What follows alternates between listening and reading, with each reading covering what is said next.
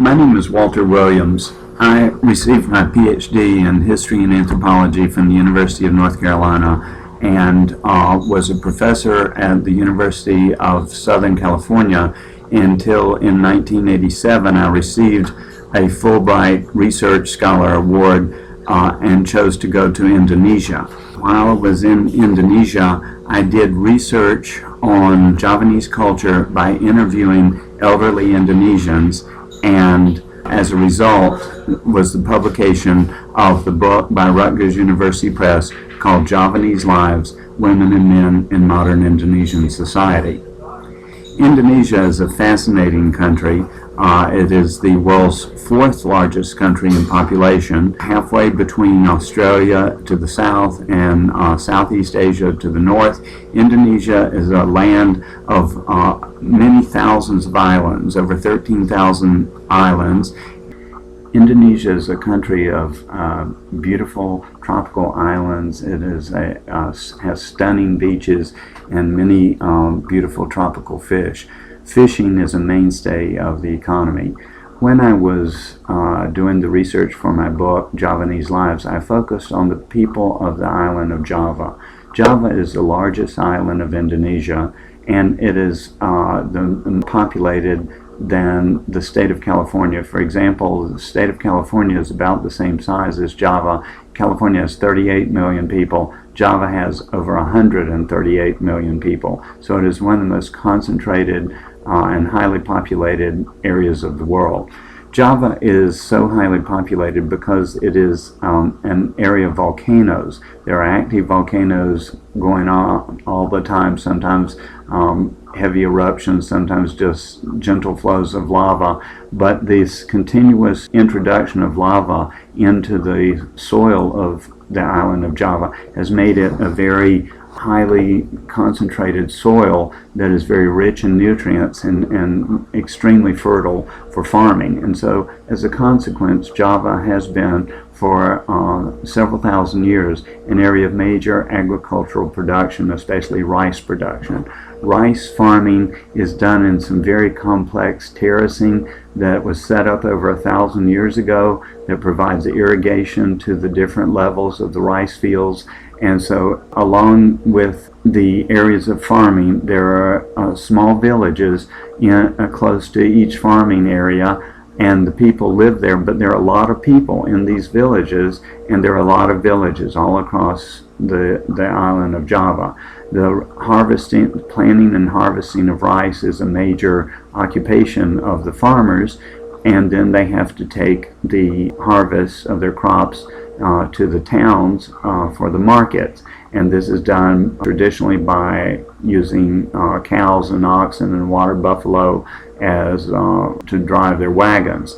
The people of Java are agriculturalists in outlook and many of their daily activities. They are also known as beautiful designers of cloth, and this goes back into the history of Java, where the technique of batik, dyeing of cloth, was developed. Javanese cloth dyers and batik artists have developed many beautiful patterns of different colors, especially the royal family had, and the Sultan's Palace of Yogyakarta had their own traditional style of cloth. So today, batik artists are highly known and highly valued for their traditional skills in making this form of art that is used for clothing as well as for art paintings that hang on the wall. When I did my work for the research in Javanese, in the book Javanese Lives, I divided it into three sections: a section on the past, a section on the present, and a section on the future. And all of these were based on the attitudes of the people that I interviewed, mostly elderly people, ages from their 50s into their 80s, and what their views of their history were. But we get a lot of attention to the ancient history of Java coming across in their ideas, especially the first influence, which was animist in religion And so there are still today many animist ceremonies and performances of traditional performers, including transvestite performers in ancient styles of music, continue right up to the present. In the animist tradition, healing is the most important thing. And so traditional healers are the people that are most important in this continuing animist tradition.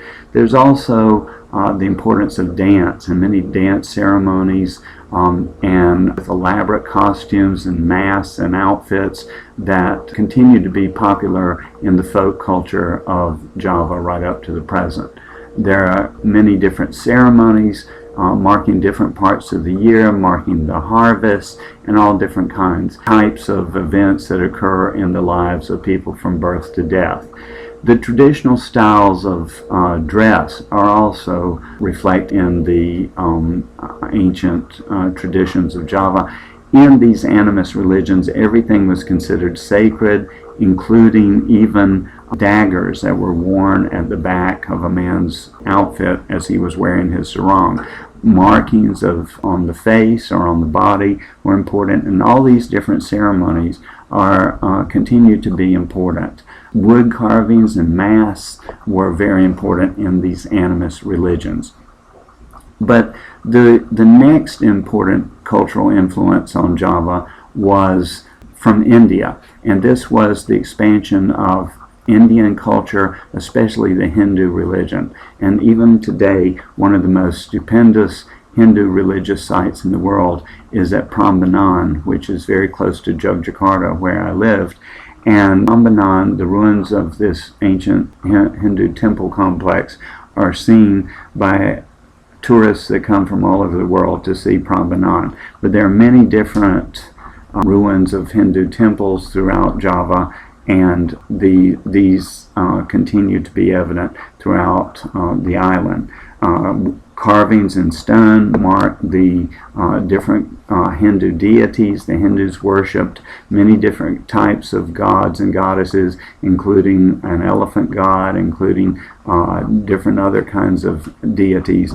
And so the Hinduism is reflected not only in the ancient ruins, but also in many of the clothing styles that we see, especially in traditional Javanese ceremonies. For example, in weddings, the ancient South Asian clothing styles are used in weddings quite a bit. Hindu style is also prominent in many of the dramas and dance performances, especially of the Ramayana, which is one of the main stories of ancient India that has been taken into Javanese culture, in the performance of what are called the shadow puppets. And the shadow puppets are made of leather, and they're very intricately designed with movable arms and legs so that the puppet master can move them around, and they are shown as a shadow on a white sheet that separates the audience from the puppet master. But interestingly, about half of the audience sits behind the lights so that they are watching the puppet master at work. The shadow puppet plays are a very important part of this tradition of Hindu religion. Another important part is Javanese music, and Java is famous for gamelan music. That is a very gentle sound that is a mainstay of Javanese culture.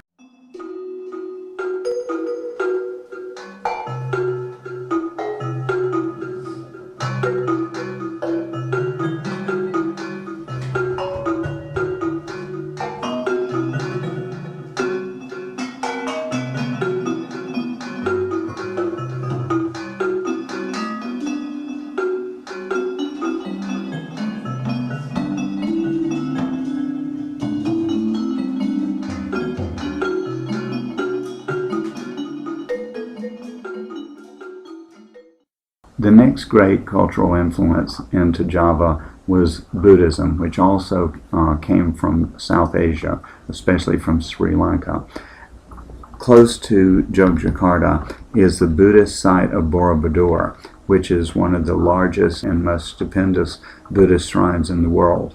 And as you enter Borobudur from the steps at the bottom, you go through each level represents the 10 worlds of Buddhism. And as you travel from the lower worlds of misery, greed, anger, stupidity, up to the middle worlds of tranquility, and to the higher worlds of learning, compassion, creativity, you get to the top of the temple, which represents the state of enlightenment or Buddhahood.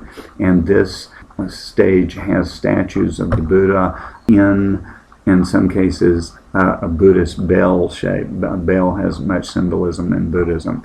And so within this area, the focus of Buddhism is on meditation and on trying to gain personal enlightenment. The Buddha rejected the idea of a god or a deity, and instead said that what one should strive for is internal enlightenment, and his teachings offer a way to develop this. This is still seen in traditional Javanese culture to the present. The next great influence from outside Indonesia came from the Middle East, and that was the influence of Islam.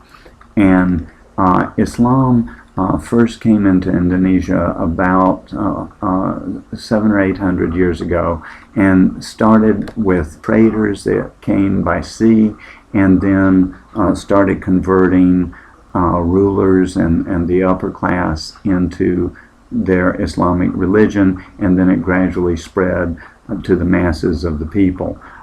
What we find is that today the majority of Indonesians are Muslim, and Indonesia is the largest Muslim nation in the world. But what we still find is that there are continuous elements of Hinduism and Buddhism and animism in much of Javanese culture. The next influence from outside Indonesia was from Europe, and this was with the coming first of the Portuguese and later the Dutch. And the Dutch established their colonial empire and called this area of the world the Dutch East Indies, and they became the colonial masters while the Javanese people were doing the work to provide for the economy. In my book, Javanese Lives, I concentrated on the memories of elderly Indonesians, and so these were the people that grew up during the Dutch colonial era.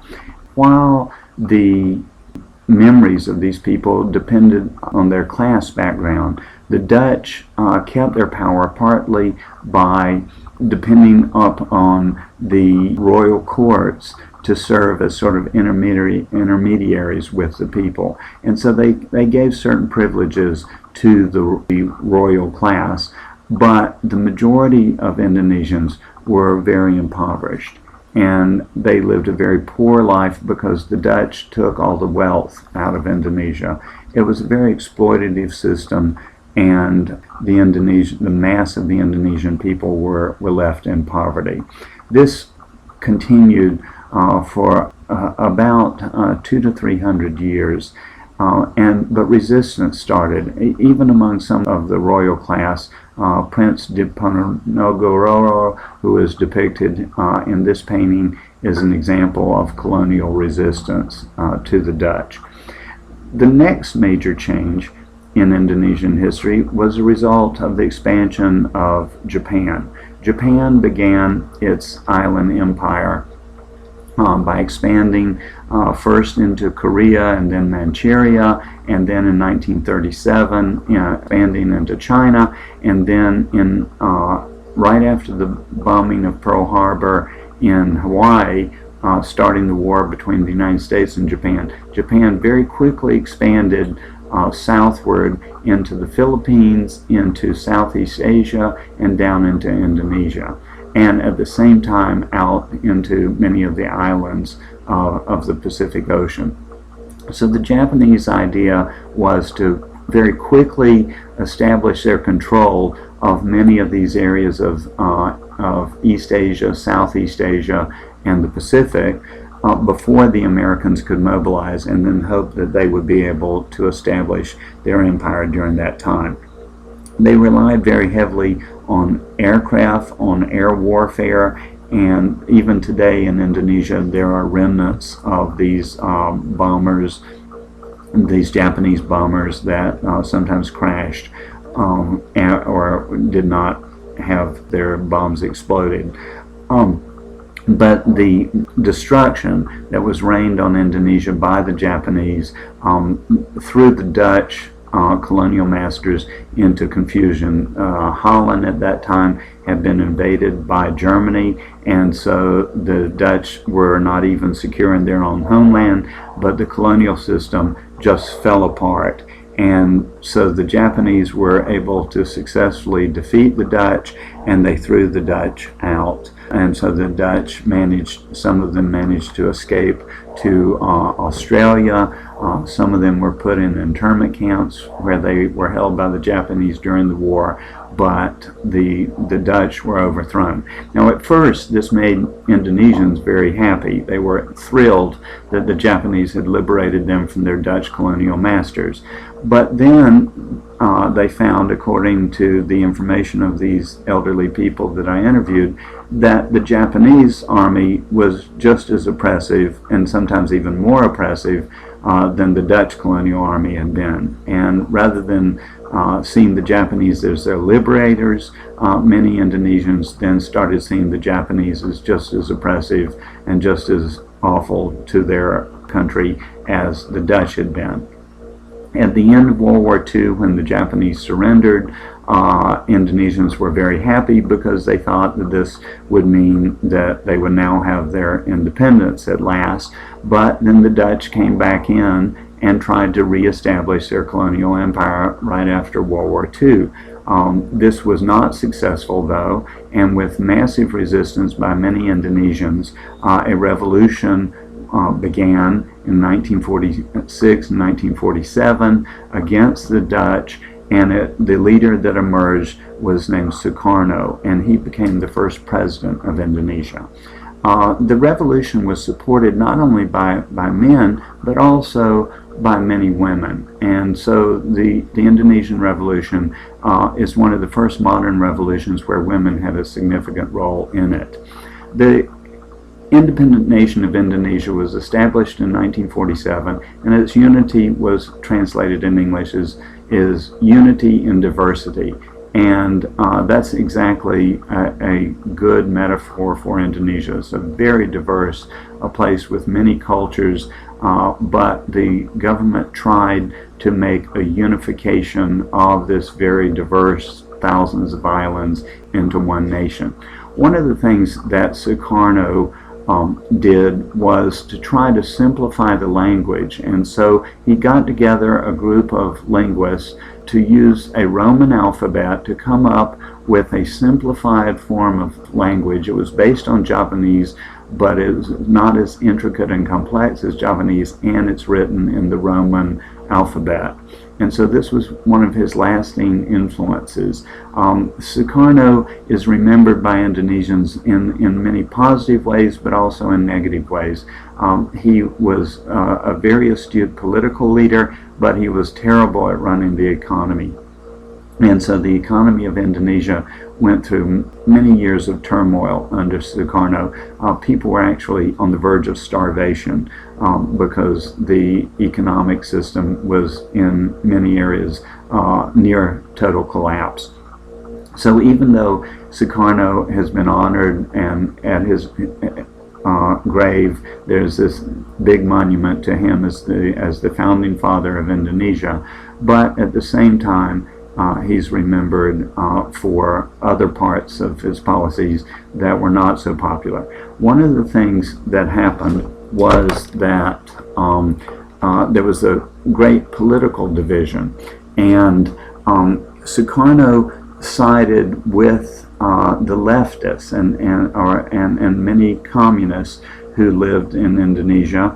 And so there, by 1964 and 1965, there was an era of virtual civil war between the communists on the left and the military on the right. And the military won. And under the leadership of General Suharto, they literally slaughtered thousands of communists or suspected communists. And so Suharto began his reign in a very violent way, but once he established power and had kind of shunted Sukarno to the side, General Suharto tried to establish what he called the New Order. And he wanted to focus on building Indonesia economically. He also sided very closely with the United States against Russia in the Cold War, and so communism was thrown out, and Indonesia became a firm ally of the United States.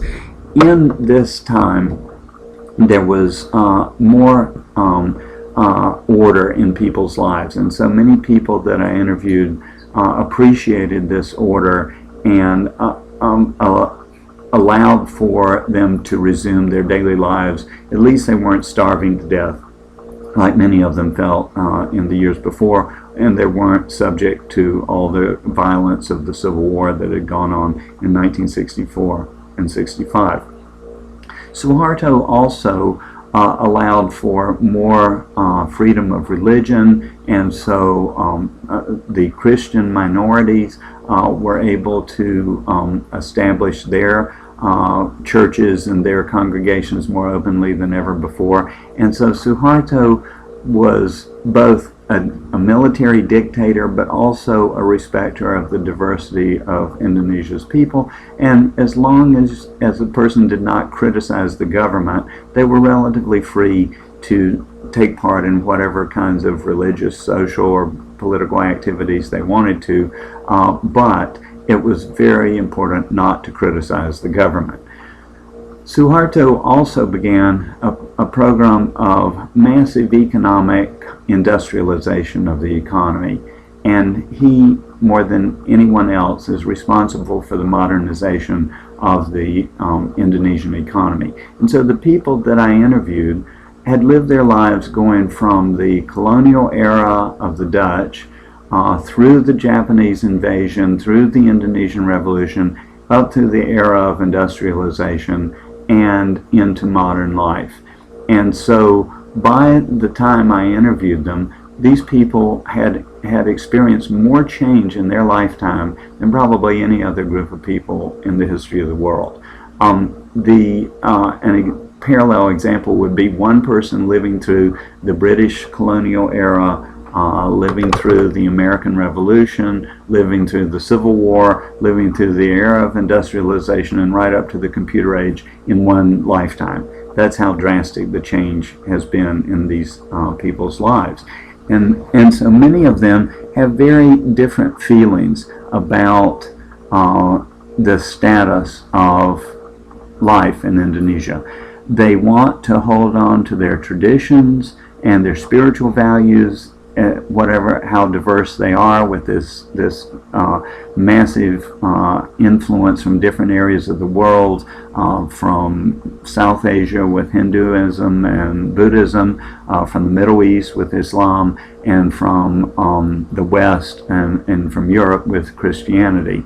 And so with this diverse religious and social diversity, Indonesians have a very kind of ambivalent attitude toward the future. In many cases, they look forward to the future, but they're also worried about losing their traditions.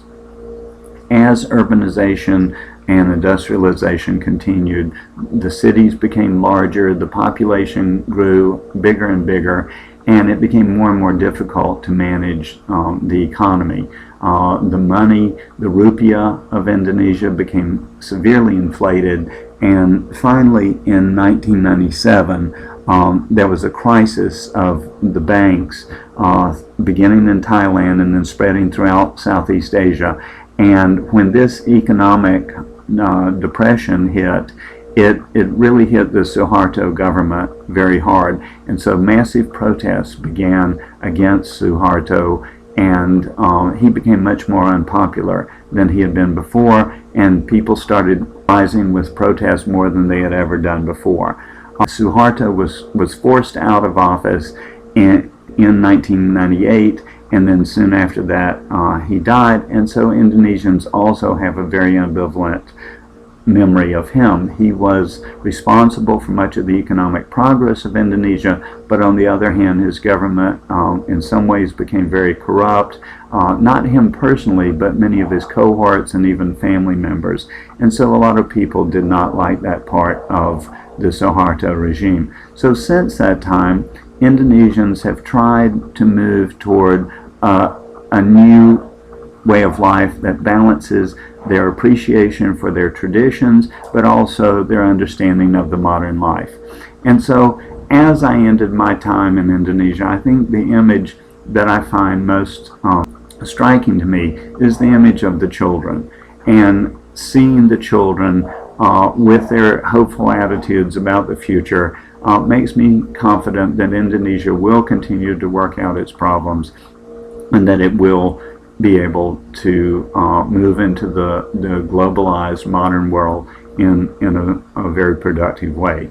So I end my book, Javanese Lives, from the perspective of the people who live those lives, trying to give a perspective of what they look at and what they think is important in their lives, going back from their earliest memories growing up in the Dutch colonial era, through the Japanese invasion, through the Indonesian Revolution, and on into the modern era. And so this book is designed to give an appreciation for that wide variety that exists in Indonesian culture.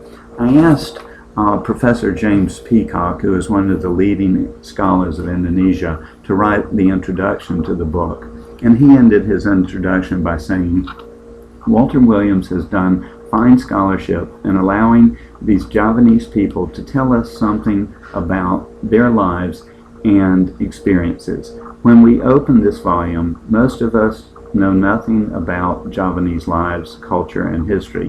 When we close, we leave with a firm step towards such knowledge, and we acquire it through acquaintance with engaging and admirable individuals, poignant memories we are privileged to share. And so that's what I tried to accomplish in the book, is to make the memories of these individuals that I interviewed stand out as examples of the diversity of lives in modern Indonesia, so that we can gain an appreciation from both women's perspectives and men's perspectives, from the perspectives of people of different classes. And I put all of these together in this book that has been published by Rutgers University Press.